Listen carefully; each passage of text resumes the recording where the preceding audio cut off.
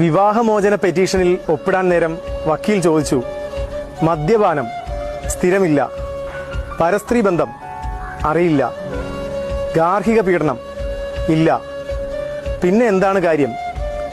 ആത്മാവിനെ കൊന്നു, അതിന് ഹിന്ദു മാരേജ് ആക്ടിൽ വകുപ്പില്ല മാഡം.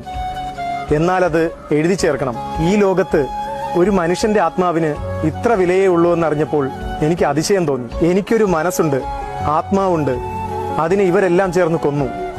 സ്ത്രീധന പീഡനമോ ഗാർഹിക പീഡനമോ മാത്രമല്ല ഒരു സ്ത്രീ അനുഭവിക്കുന്ന പീഡനം.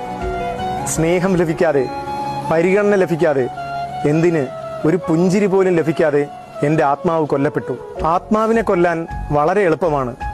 നിലവിളിക്കില്ല, രക്തം പൊടിയില്ല, പോലീസ് കേസെടുക്കില്ല, കോടതി വ്യവഹാരങ്ങളില്ല, മാധ്യമ വിചാരണയില്ല.